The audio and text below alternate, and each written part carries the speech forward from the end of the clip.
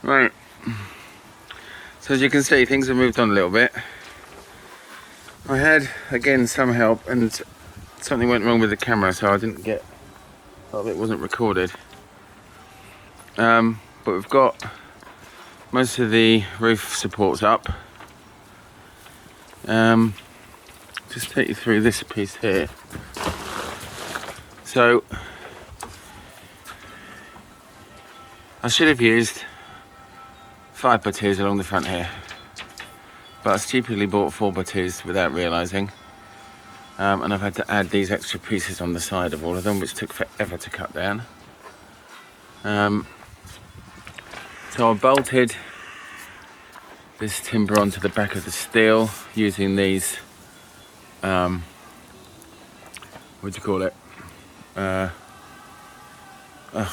are they called? Tech screws. Sorry about that, gone blank. And then that gives me something to attach these joist hangers to.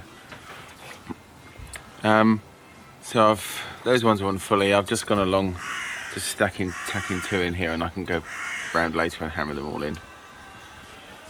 So I've got another piece to put along the front there, and then attach the other joist hangers to that.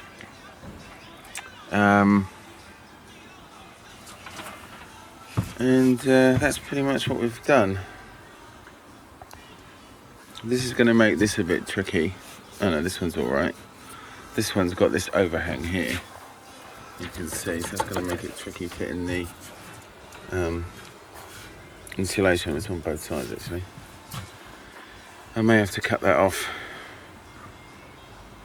fitting the insulation in between, because obviously that's stepped. What else have we got? That's it really. So today is just finish. Where are we? So these joist hangers at the back, try strapping them on. These are too long, and this has all gone a bit crooked. This isn't very well. It's not the end of the world. But I'm going to cut these off here and just bend them down. They'll fit more easily that way. And just tie them in along the bottom. And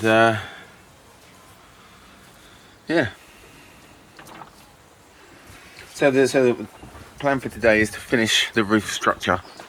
I haven't got the boards for the roof yet. Put the outriggers on. So I've got this edge board here, which should be a bit further. That should be at the edge. That's come across. This isn't really good.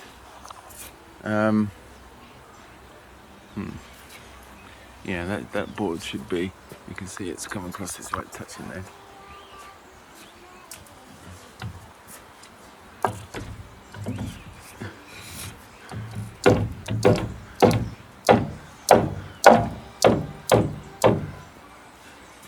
To go on the edge of that. I need to get that attached. That's shifted in the night. Yeah, I need to get that screwed down. Probably just a strap actually. Yeah, if I get some of this kind of strapping, I'll just run it along there over the top and down the side. That'll hold that. Yeah, and then so the plan was to have a 1 meter overhang along the front here.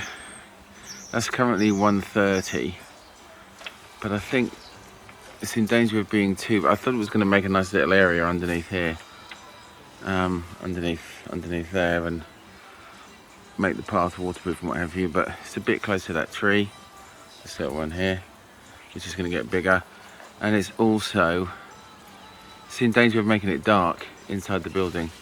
So this is going to get back probably to about 90, maybe 80.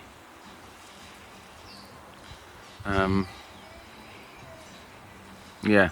Now one thing, these beams here, yeah, well they're all the same length, so they're all lined up. But the there's a 2 centimetre 20mm difference in the length of the heart between the front and the back, so there's something slightly out of whack. So what I've done is I've put the boards up long, and I'm going to measure whatever the distance is, 80 centimetres out, 800mm out from the front, and then I'll cut them all up there. And because I didn't want to have, if I'd cut them all beforehand, it would have been easier, obviously cutting them down on the chop saw.